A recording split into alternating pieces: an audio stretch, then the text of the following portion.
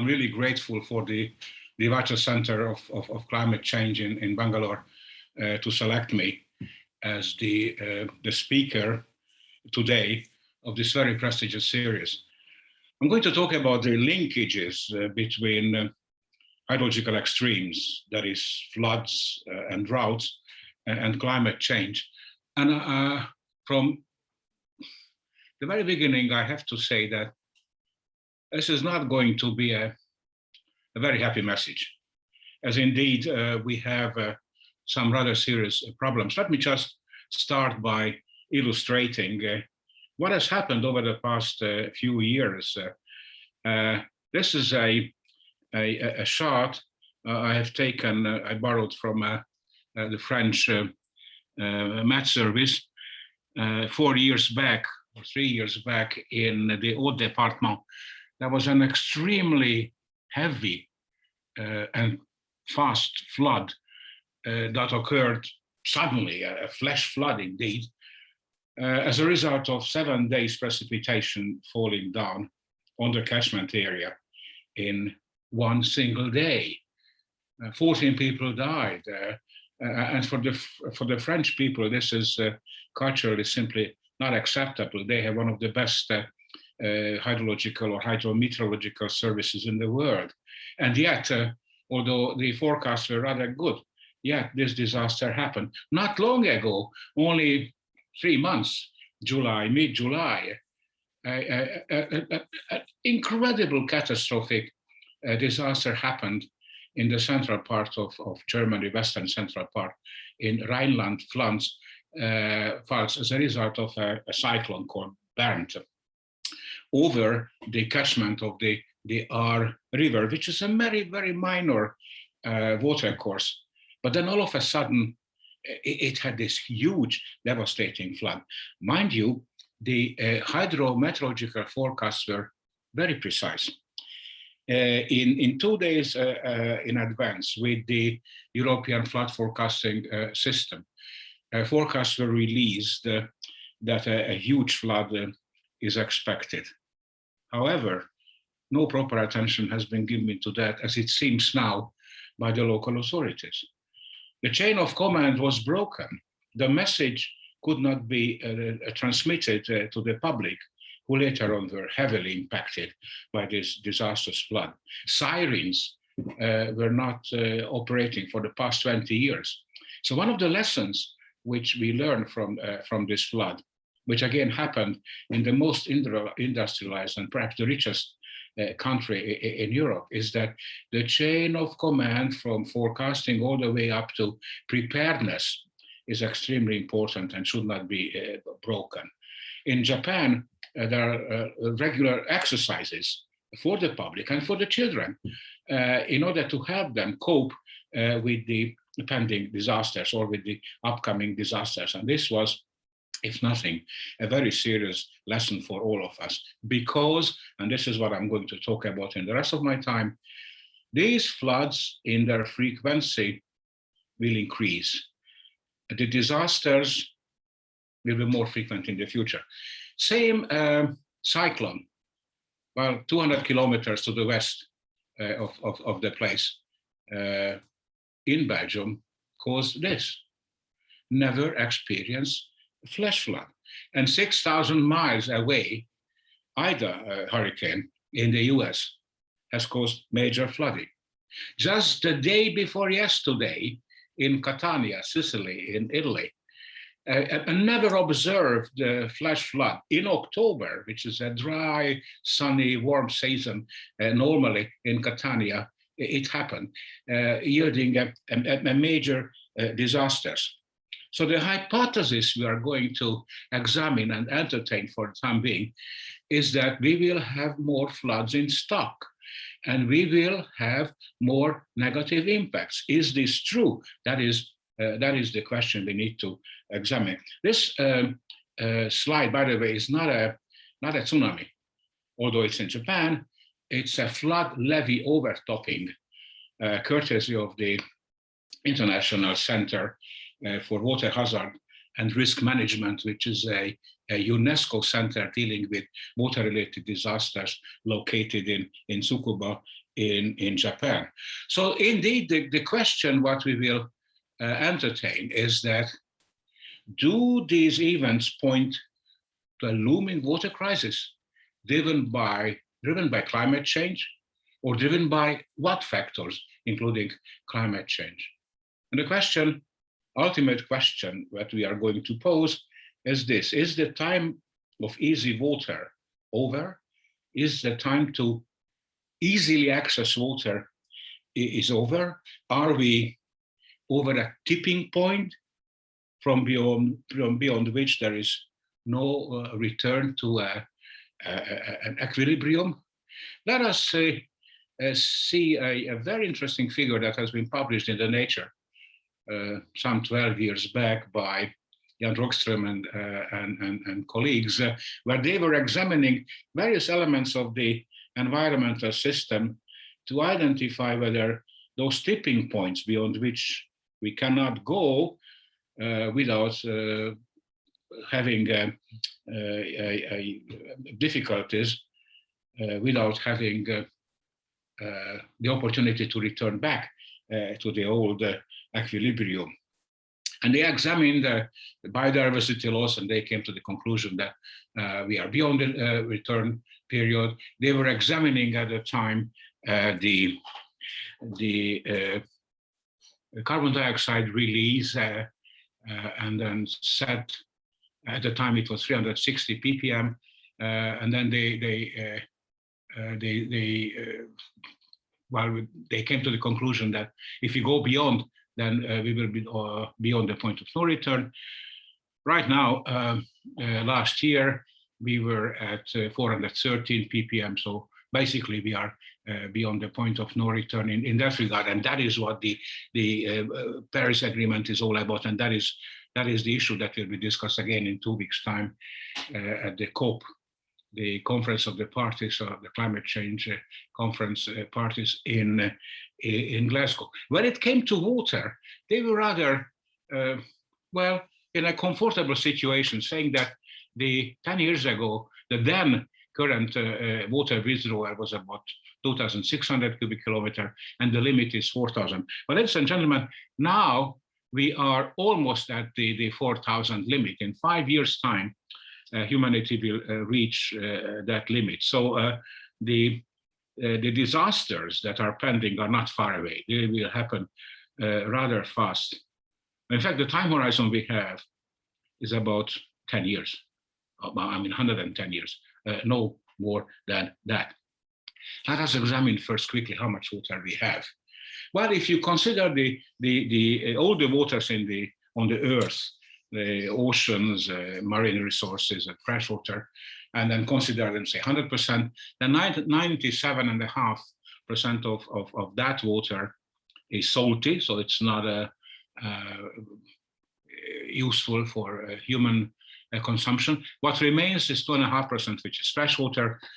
60% of that is in a frozen state in the North Cap, in the South Cap, in the permafrost in Siberia, northern part of Canada, and in glaciers. And what remains, 90% of, is under the ground, in the shape of groundwater resources.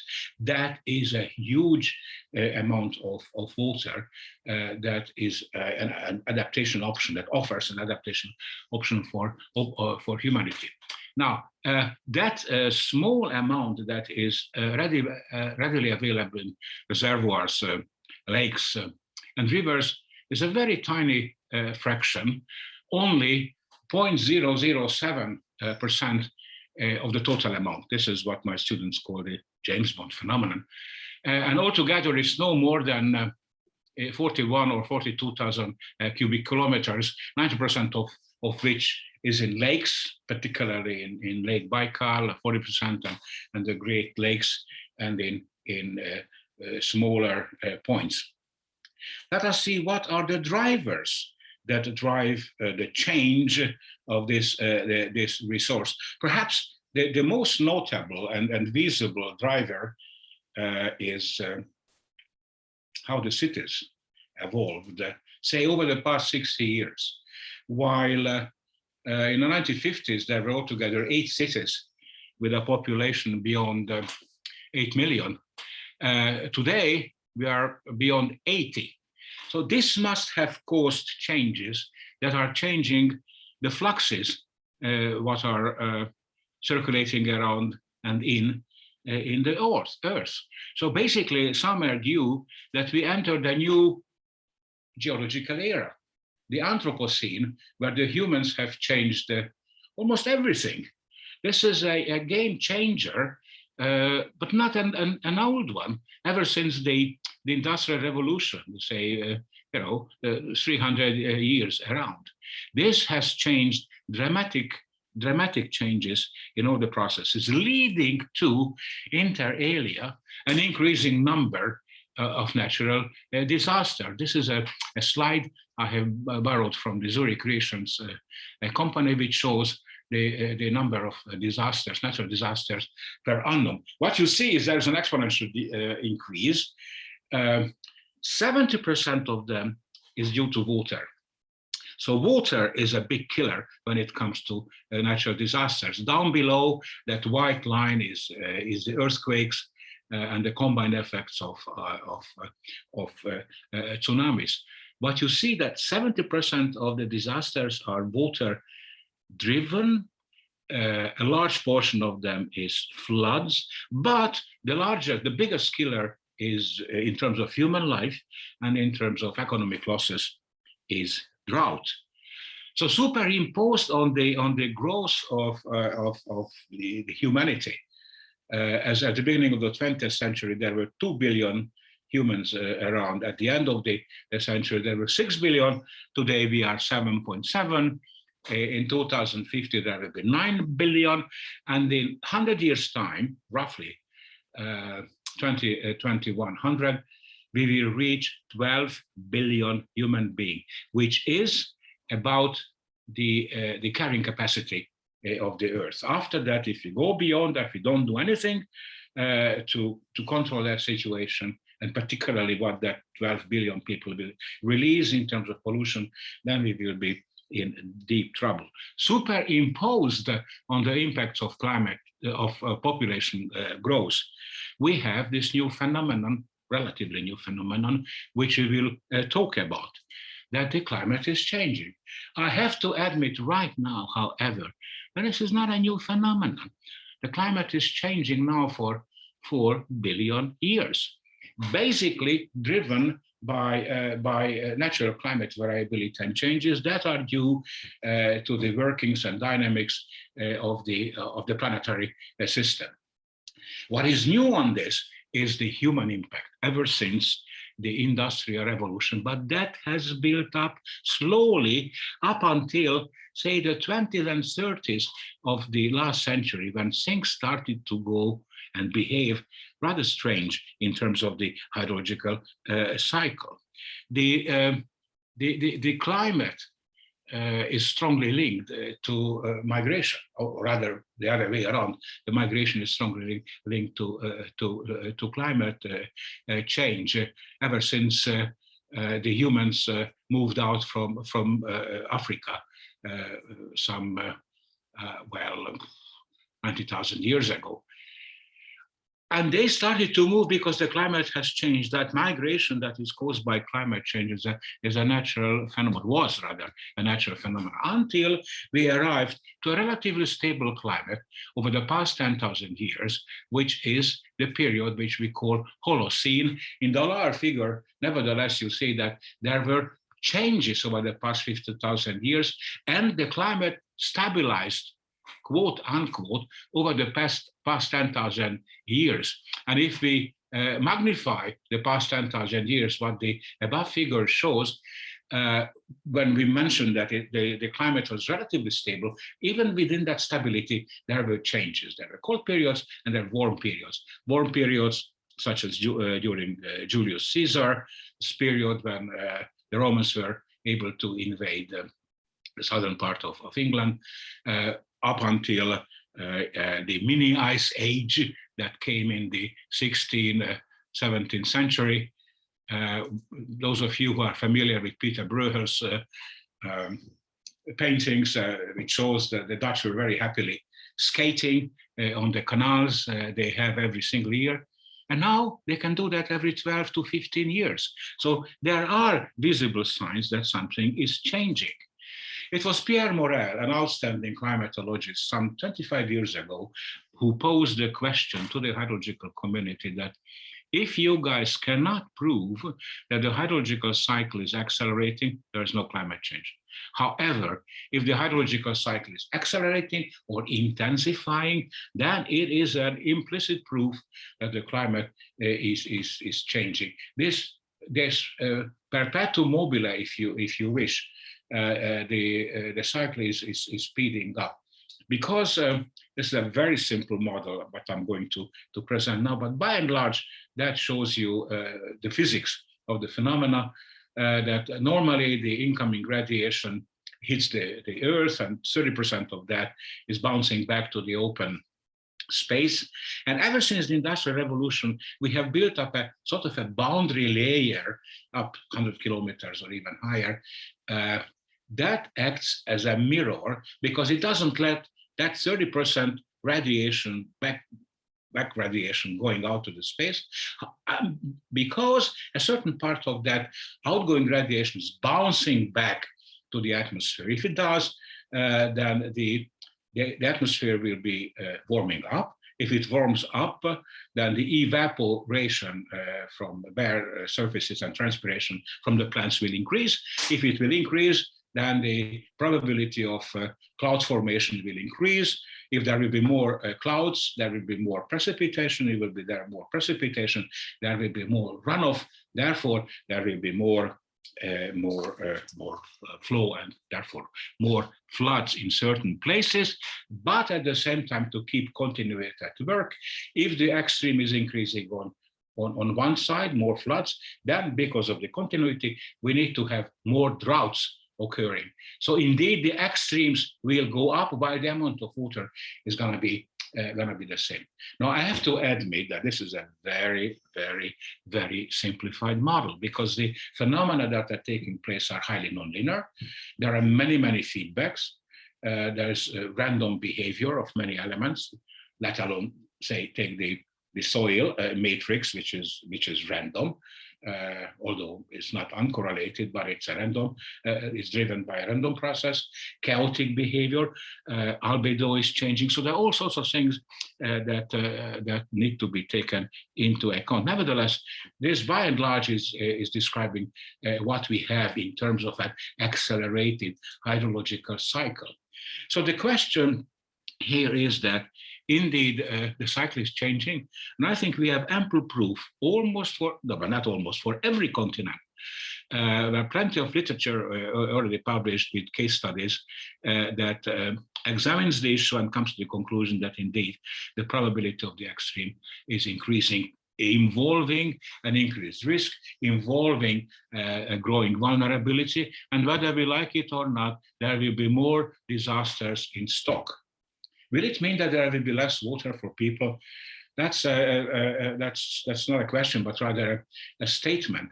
If you compare the per capita water availability with that of 40 years back, in the mid-80s, it was like 15,000 cubic meters per person per year. Today, it's down to 5,000. So there's a radical change, a reduction. However, that cannot be, obviously, sort of continued, cannot be extrapolated, bringing us to the conclusion that we will be running out of water, exactly because the hydrological cycle is a cycle which is being renewed all the time. But there's no doubt about it that if we continue along the path we are now on the trajectory, then we will have a water crisis. Not future tense. In many parts of the world, we already have that. Let us see what are the global changes that have caused the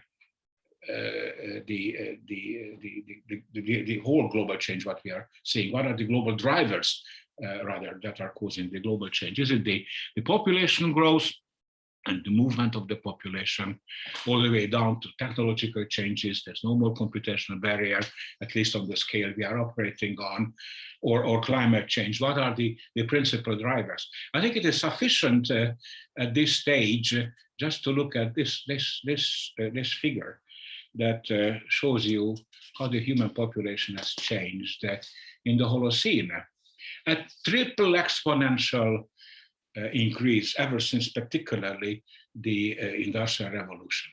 And people would say that, well, sustainable development in this context is an oxymoron, because on the one hand you have a triple exponentially growing population, and on the other you have a finite resource, and that cannot be sustained because the users will eat up all the resources literally. However, what is happening is that the population curve is leveling off.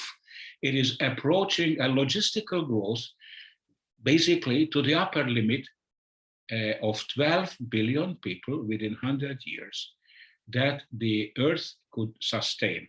Beyond that, there's a point of no return. Things will be irreversible. We're not saying that this will be a sudden death and the whole thing will collapse, but the environment will deteriorate, and if the environment deteriorates badly beyond the points which I was referring to earlier, then there's no way back. So it is a crisis what we are indeed facing now. Let us see what are the impacts of these drivers. What were the impacts? Well, first of all, ever since the Industrial Revolution, we see an exponential increase in the carbon dioxide release to the atmosphere. We see a linear growth ever since we have, in the temperature records, ever since we have climate observations. Now, one has to be very careful that this is a period which is not terribly long. It's 150 years. And what we have to do is, by looking at 150 years data, we have to make inferences and statistical statements from a relatively small window to a much larger window. Of course, in the past, we can have ice core data that increase the data window, but it still is a very difficult task. What we see is the anthropogenic nitrogen fixation has increased exponentially over the past 100 years. What we see that starting again with the Industrial Revolution, nitrogen fluxes to the coastal zones are increasing exponentially.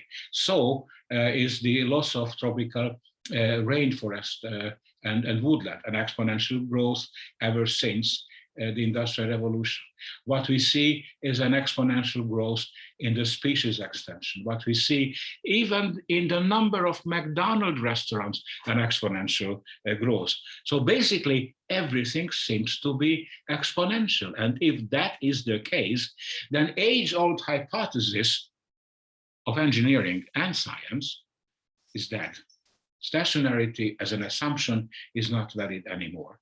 The time series, what we have, will not be the same in the future in terms of their expected value, variance, correlation structure, spectral properties, and all the rest. An empirical evidence, which is more like anecdotal, is perhaps could perhaps be a good illustration.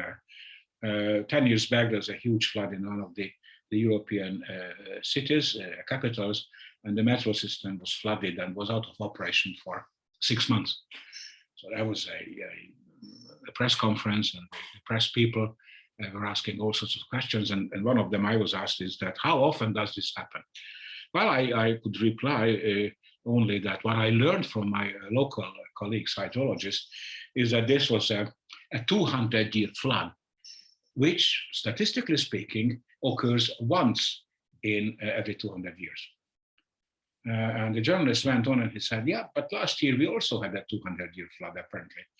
I said, owing to the hypothesis we entertained, namely that the annual flood maxima are independent, they are coming from the same statistical population and are homogeneous, it could happen that the last year 200 flood occurred in the very last year of the previous 200 years, while what we have now occurred in the first year of the next 200-year flood. Well, it's not exactly a well, a fine explanation, and the journalist immediately saw that there's something fishy in here, and he said, yeah, but the year before the last one, we also had a 200-year flood. So we have to reconsider all our design tools upon which engineers are building cities, structures, bridges, flood levees, and all the same and similar things. And to do that, we need new technologies.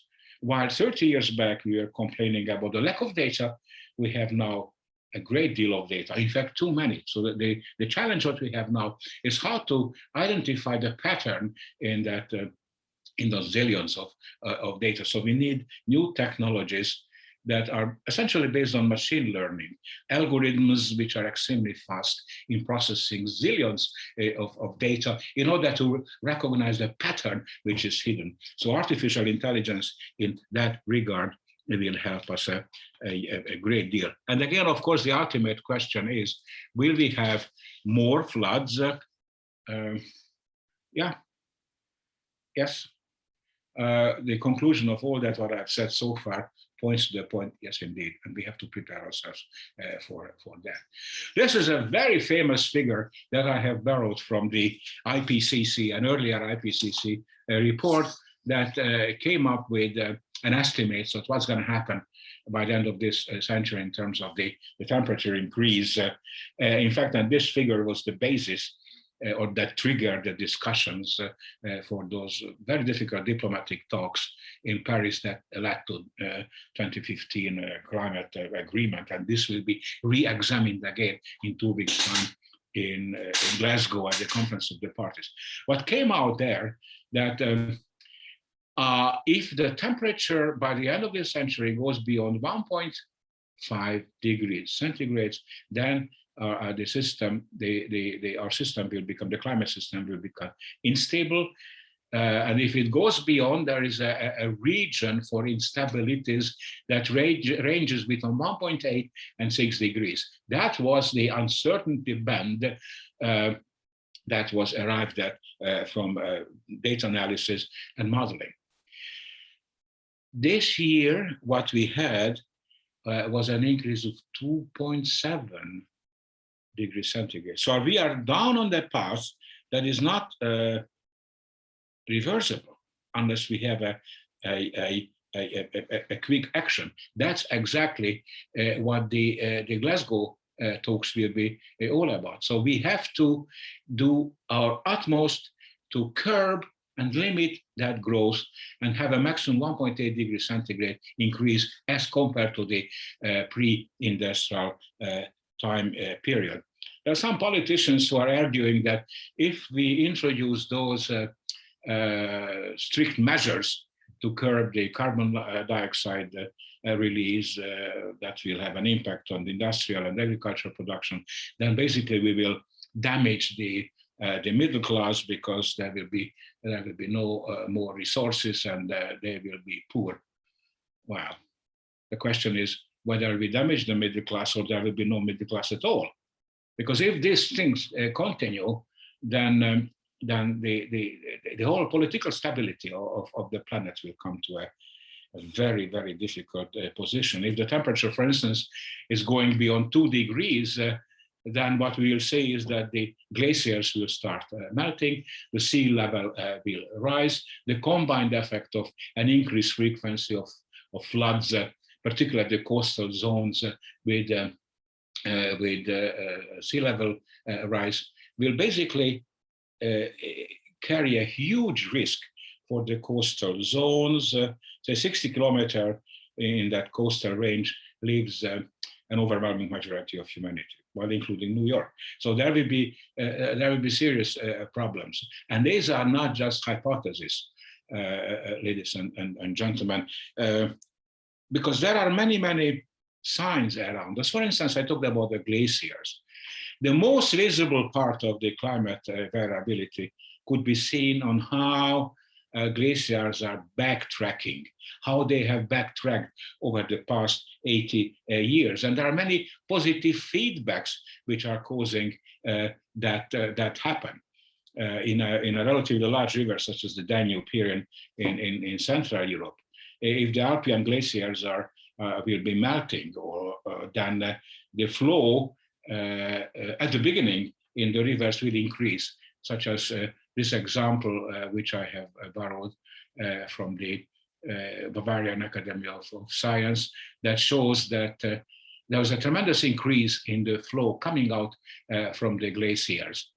That goes up until the glaciers are there. But when they are gone, then the flow will dramatically reduce, and it will be well below that blue line. So indeed, the problem what we are having is these extremes occur at the same time. So we cannot say that this particular year was a wet year and that particular year was a dry year, but these two extremes, wetness and dryness, occur at the same time, even within small geographical locations. So basically, that pushes us to the recognition that water hazards will be a major challenge in the coming decade, and we have to prepare ourselves to do that. Let me just show you a few examples. 10 years back, Pakistan suffered an incredible flood on the Indus River with a huge amount of economic loss. The same year, a never observed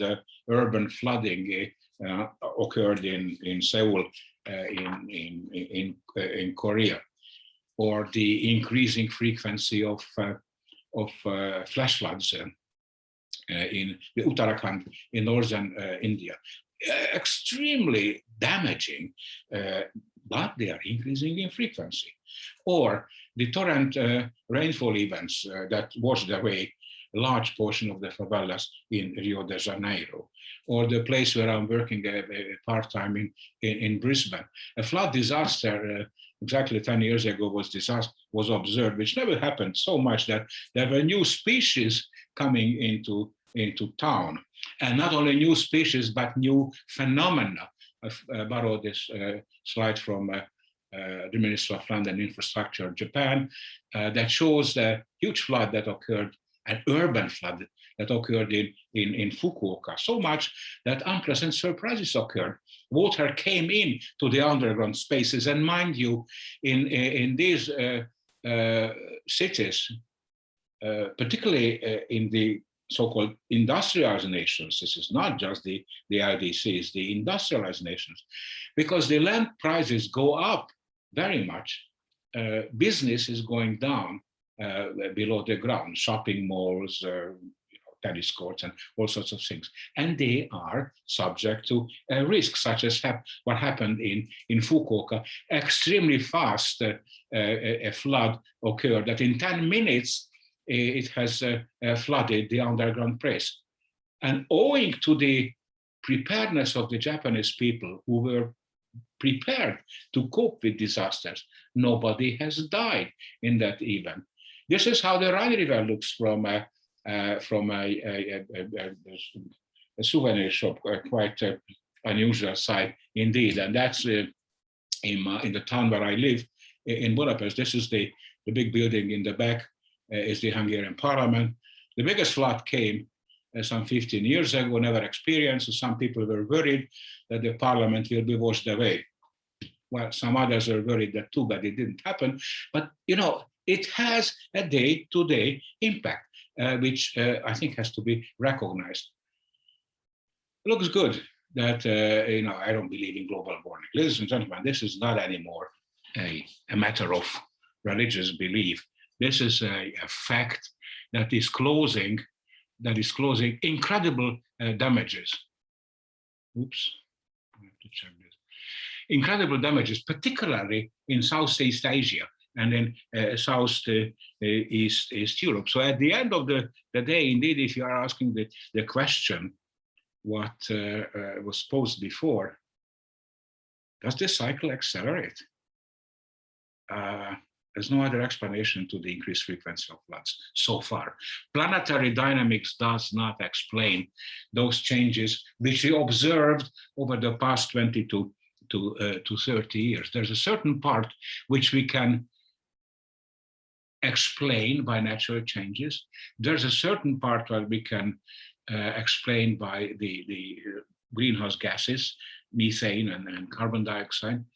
And the conclusion is that emission reduction, that is to say mitigation, alone will not solve the problem. It took almost 200 years to arrive at perceptible changes in the climate mechanism. So if we curb now, which is a good policy, the greenhouse gases, it will take some time until we have an impact. What options we have now? Particularly when, as I mentioned, not only the wet side, but also the dry side is getting visible. The Lake Mead that supplies Las Vegas with water. Or last year and this year, this is the California Oroville Dam. It's dry like stone. We don't have too much chance unless political leaders take their job seriously, unless they agree on urgent acts needed to curb the impacts of climate change. So that is the reason why the Glasgow COP is so important, not only globally, but in a sort of relatively stable place such as Europe and the central part of Europe, where I'm living right now, will be subject to major changes. Even according to the optimistic scenario, Central Europe, where I live, the average temperature increase will be above 2 degrees, between 2 and 3. And then things become unstable. In the pessimistic scenario, we will have 7 degrees by the last 20 years of this century.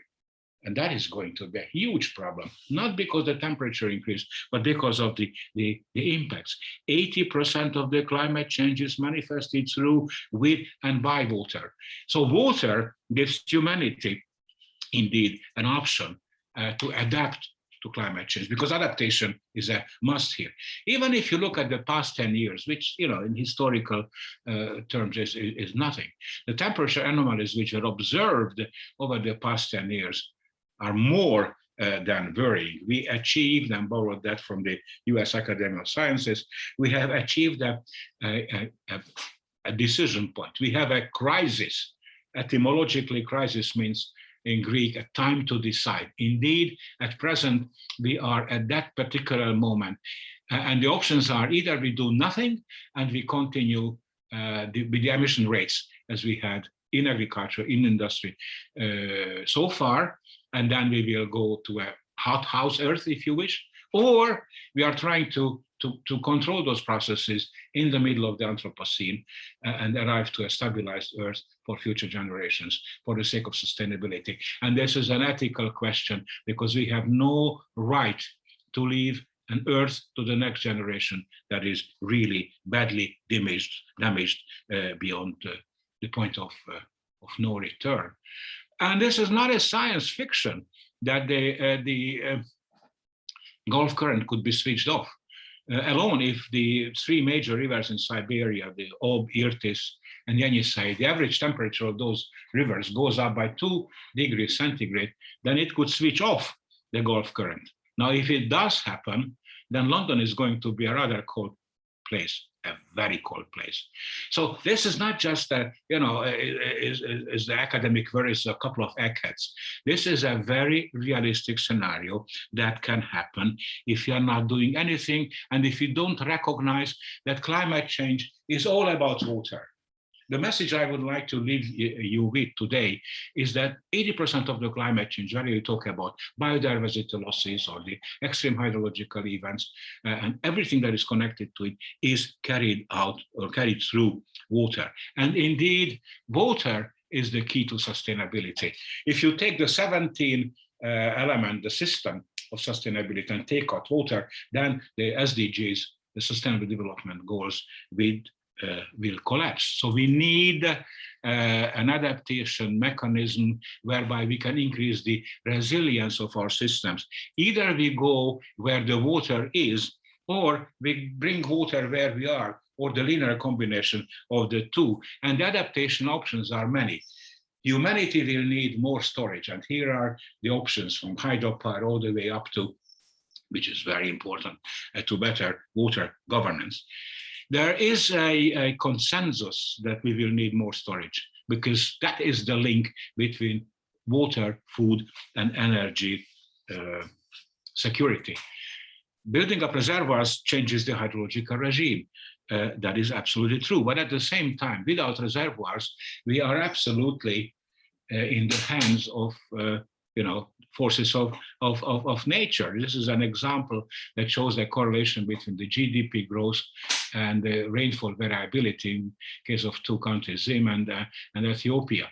And you see that the correlation coefficient there is almost 0.9999.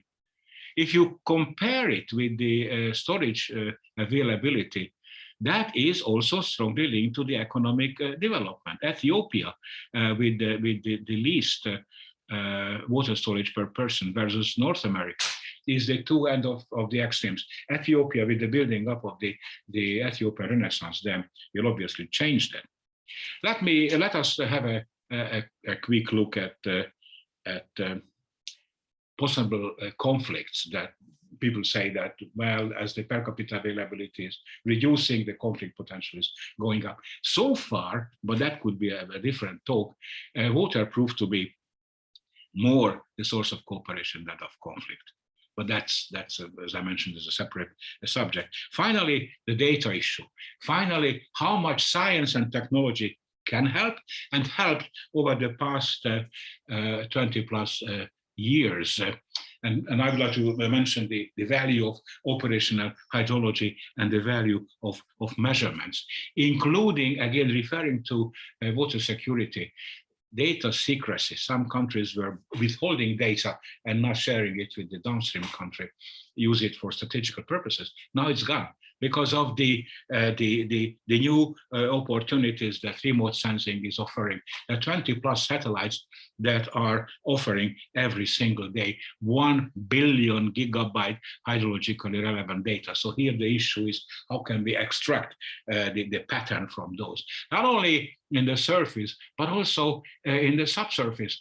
NASA has this pair of satellites, the GRACE experiment, measuring the gravitational anomaly.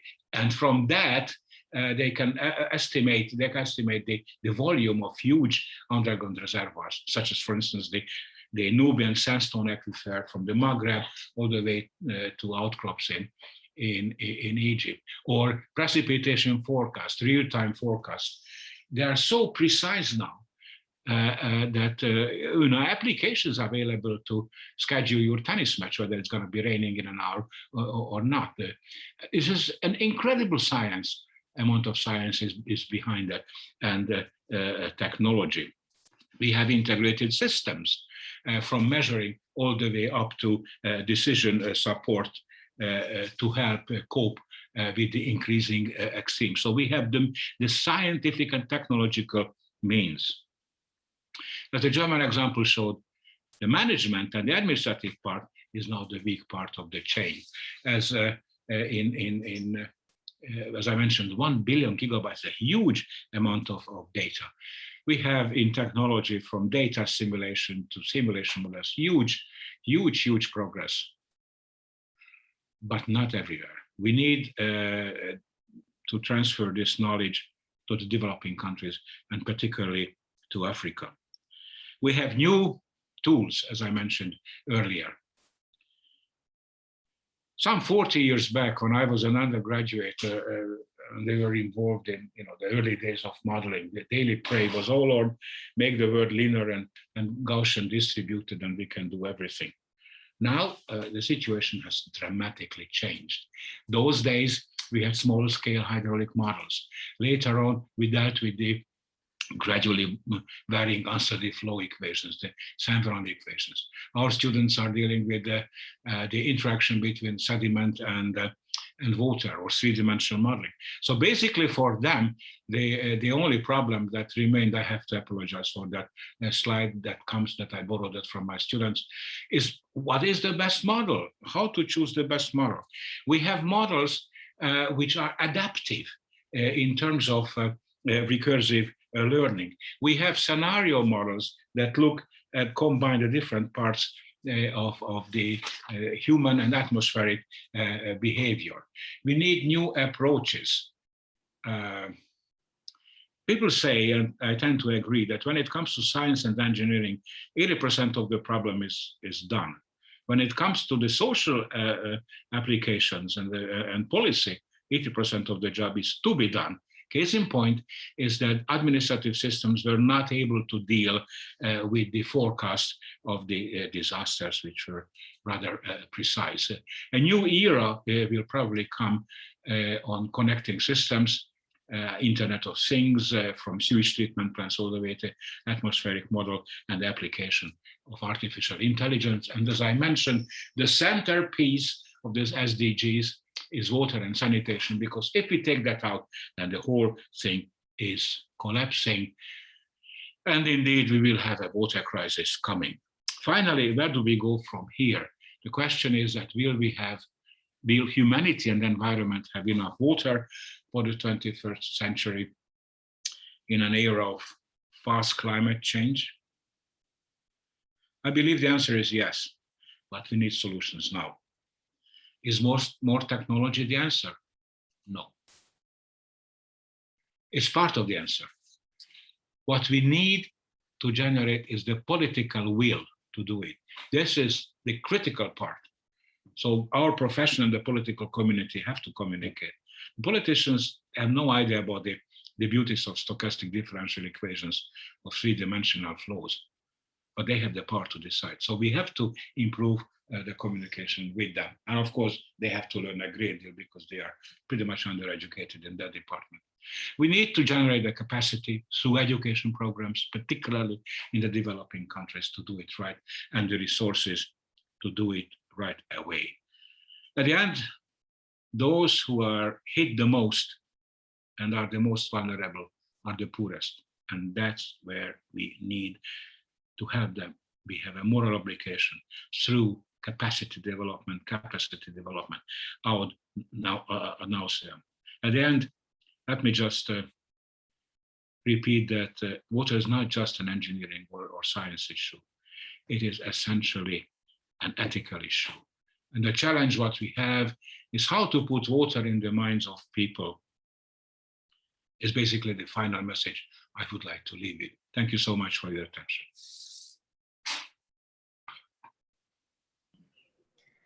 Thank you so much, Andreas. We've had a lovely 50 minutes of talk by you, and we've got many questions.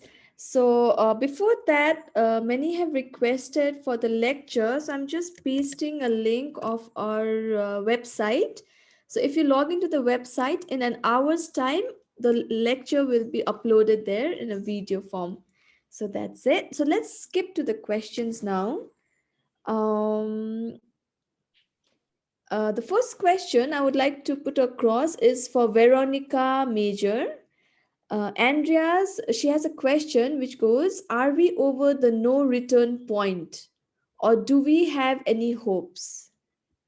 Well, I hope we have, Veronica, but right now we are beyond that point. So the question is that probably we will need additional fuel to turn back. And that additional fuel is basically given by the political community and the political determination. If we want to change it and go back to the sustainability path, then it's a matter of political will. Yeah, thank you, Andreas. The next question is from Professor J. Srinivasan, from Professor JS. With regard to urban planning, now, what fraction of the floods are on account of poor urban planning? A large part of the urban floods, is indeed, you're absolutely right, is on poor urban planning. I mean, it's again greed. The land is being expensive. The urban developers, house developer or the real estate developers, are trying to sell every piece of land, not thinking about where to release the extra water. For instance, what sort of emergency reservoirs you might set up in an urban context. Again, Japan is an excellent example, or Singapore, where you see city parks or golf courses that when the flood comes, urban flood comes are flooded. One thing, provisionally, one thing that I perhaps forgot to emphasize sufficiently is not only structural measures that could and should have, but also non-structural measures. Non-structural measures meaning better forecasting systems, real-time forecasting systems. And again, we have the technology, thanks to the satellite hydrology and thanks to the real-time forecasting models we have. Those perhaps need to be spread more often. Again, where I see the critical point is the ability, or rather the disability of, for instance, the urban administration to follow up what the hydromet services are saying well in advance. You know, they just freeze. So one of the lessons what I think we need to learn from the disaster that happened in Germany a couple of months ago is to improve the communication channels between the technical community and the administrative leadership at a city level. And that does not require a huge investment. Yeah. Thank you, Andreas. I'll skip to the third question.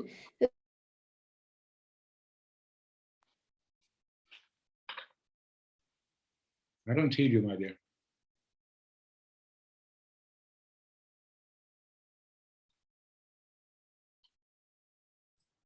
Smriti, are you there? Yeah, I'm here, but really, I haven't heard the question. Was there any question? So I'll take the next question. Yes. Okay. So we have a question from Ishan Ajay, who works at our office. He says that Professor András has mentioned that we will need to visit our design models to combat the climate crisis. Could he share his views on big infrastructure projects like river linking with respect to this crisis?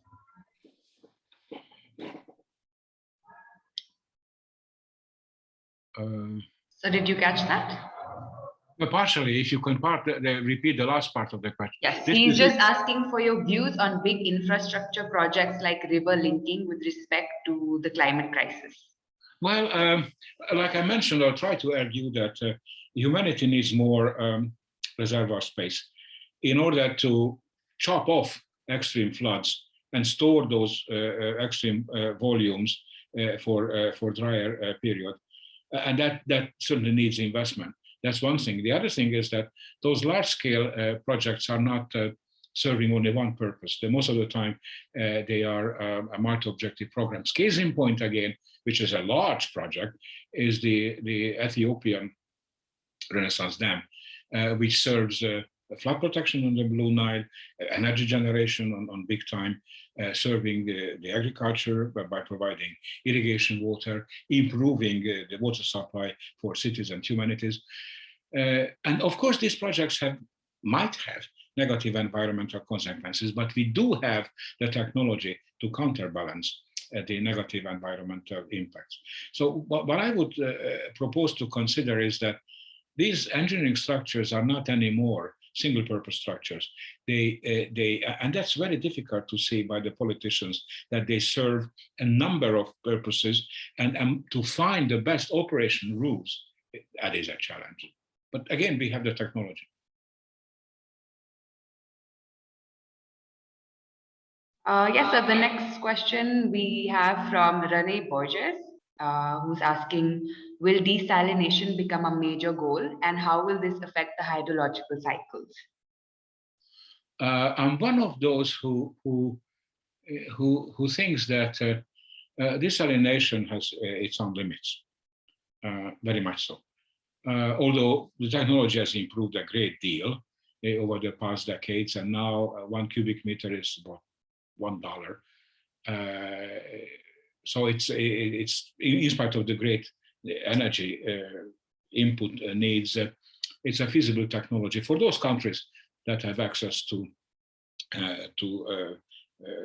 sea resources, particularly in the Middle East and in the Pacific Islands. In the Pacific Islands, in the small islands in the Pacific, there are not too many options because they have used the freshwater lenses already. which they had. But it's not a panacea. To hope that, well, desal techniques will replace water management, sustainable water management, sustainability meant in the, managing those resources which are available now is not going to happen. Besides, there are still water quality problems. What do you do with the brine? If you return the brine to the ocean or to the marine, particularly to the coastal environment, that will certainly damage very badly the ecosystems right there. So it has its own function, but I wouldn't blow it out of dimension saying that this will be the savior of humanity. The savior of humanity is sustainable water management. Thank you, Professor. The next question will be taken from K. Krishnamurthy. He's asking, what is your opinion of increasing rainwater harvesting at the micro level distributed across the globe to improve sustainable freshwater availability? Well, I think the answer is in the question itself. It's a local thing. I have a vineyard and I have no water. So my wife told me that, well, you are a hydrologist, you have to find water. So we have introduced all sorts of techniques to collect water from that little catchment we have. But that's a local solution. Small local solutions, you may say, end up the global solution, but they may not have the impact required.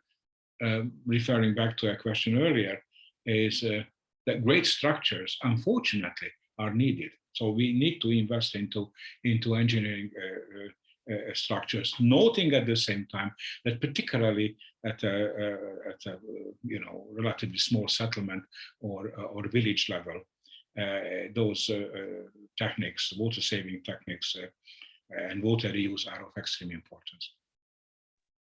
Yes, we'll be taking the next question from Professor Anik Bhaduri. He has two questions for you. I'll ask the first question.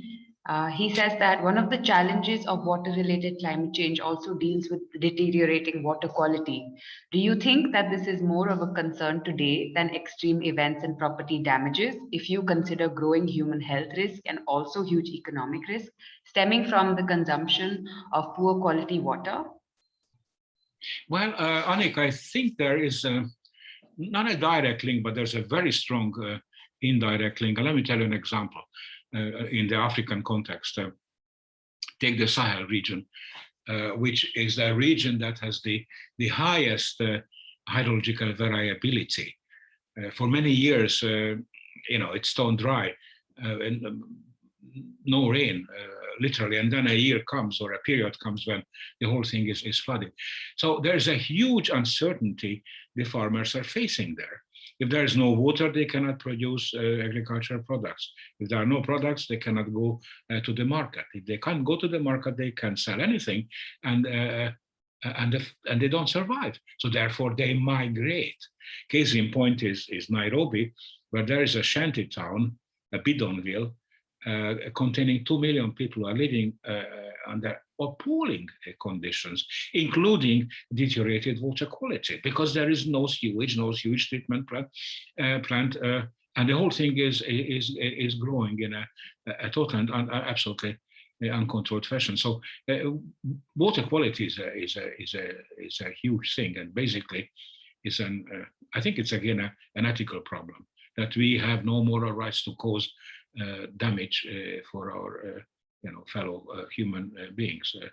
So climate change, not directly but indirectly, is linked to that. But it's also linked to the availability of water in terms of aquifer recharge. If the rainfall patterns are changing, the usual recharge areas will not function anymore. So therefore, we will have again a problem to fix. Thank you, Andreas. I'm back again, Smriti here. So we have the next question from Shoibal from Divecha Center.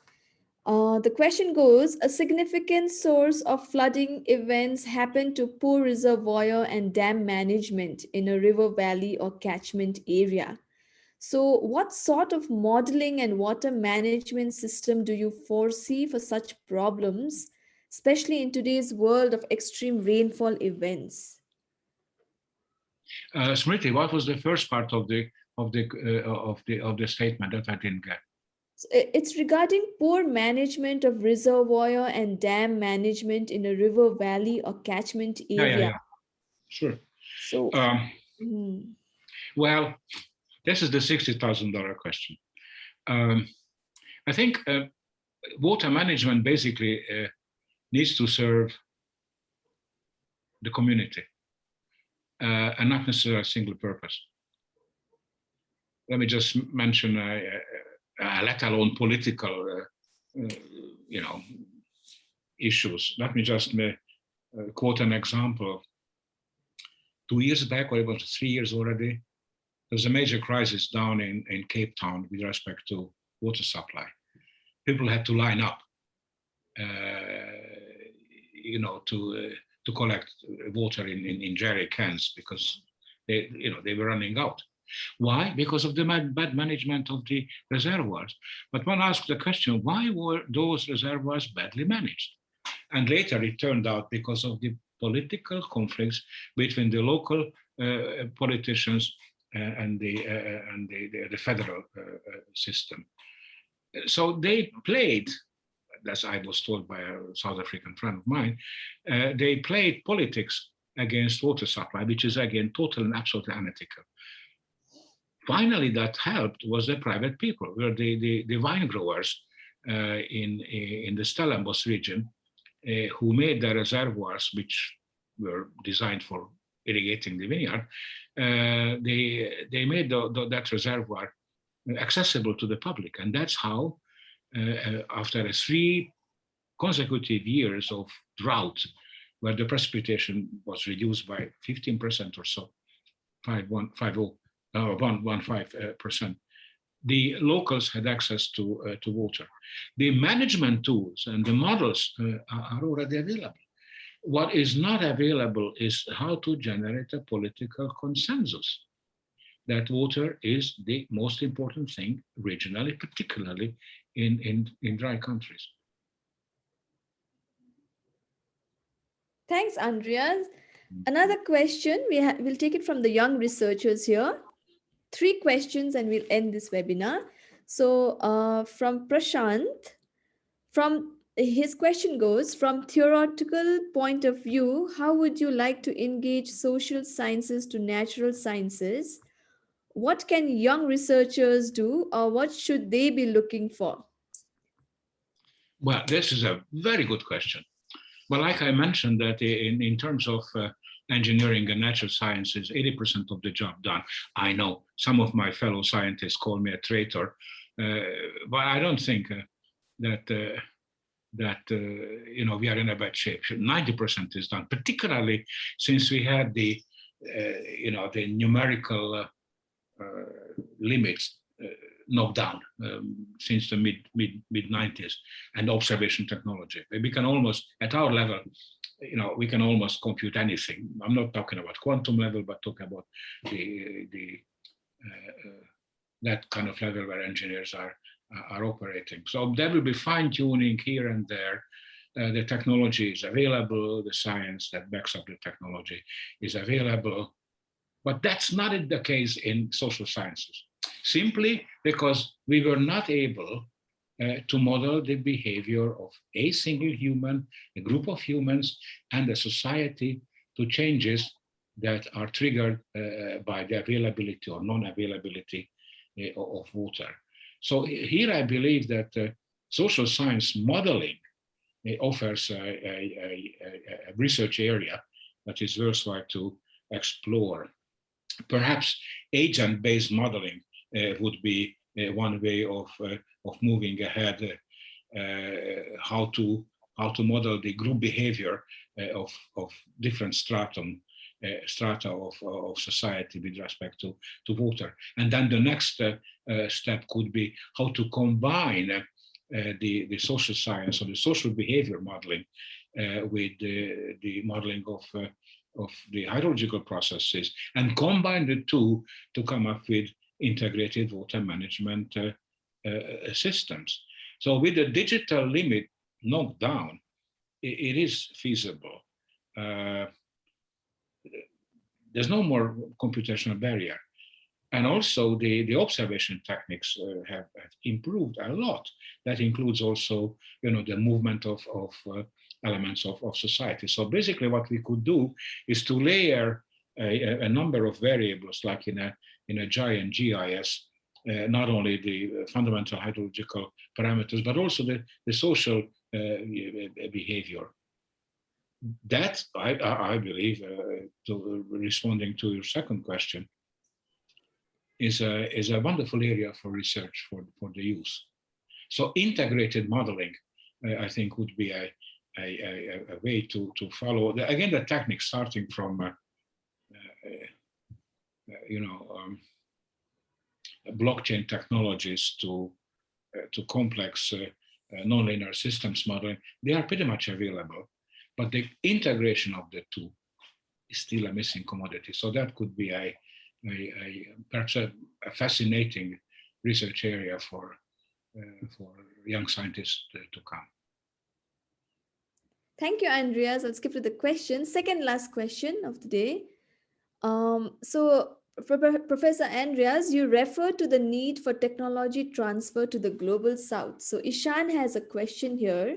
He says, even when $100 billion climate financing to developing countries has not been done so far, can we expect more democratization of data and technology post COP26?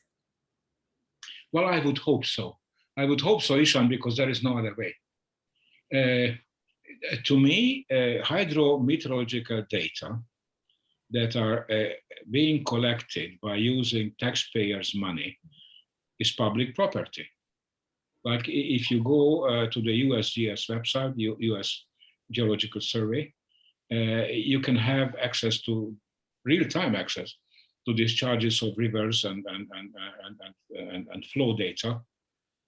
Anybody can have that. So data democratization is a sine qua non.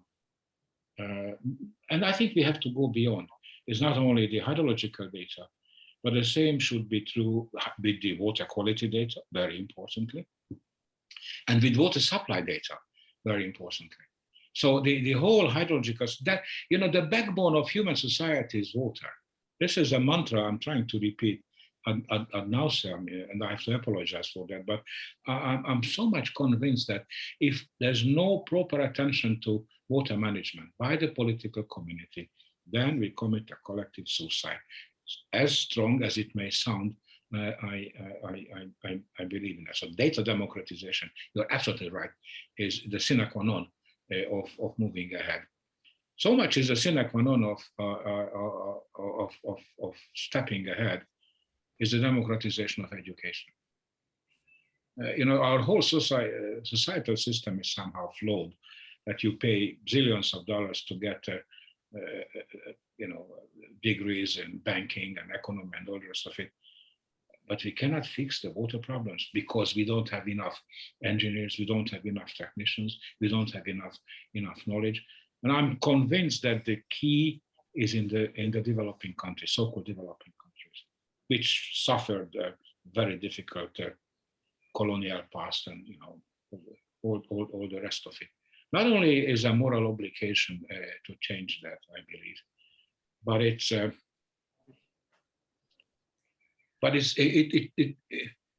should be a very selfish project, because if we don't have enough engineers in Africa to deal with the water problems, if we don't have enough observation points in sub-Saharan Africa, then all our global models will be useless, because a huge continent, and not only Africa, but the same is in Southeast Asia, in certain places, we'll have not sufficient data to calibrate our global models with required precision. Therefore, there will be a greater marginal uncertainty, and voila, we will be all suffering. So it's a very selfish process to have, and very selfish goal, if you like, to have well-functioning hydrometeorological services in the developing countries, well-established knowledge bases, and well-educated people. So I think education is is a sine qua non again. You're right. I mean, if what again comes out from Glasgow that we pour billions and zillions of dollars into mitigation processes, but we don't have the people who would undertake it and who would implement the project locally, then there's no way to go ahead. And also there's a tendency, I've observed that in a bilateral setup that, rich country comes, provides big money to poor country with the condition that our consulting company will do the job, our people will do the job, and then at the end of the project, bye-bye. This is wrong. So, but of course, it's loaded with politics. But I spent almost 30 years in serving the United Nations, and I think it is the United Nations that can change the situation, and nobody else. Thank you, Andreas. The last question now. I would like to club Yadav's and also Manish's question here. In terms of human actions or the anthropogenic activities in climate change, how can we compare the share of the destruction, anthropogenic activities in climate change to natural forces? What is the percentage of our share, or how can you measure it? That's one question.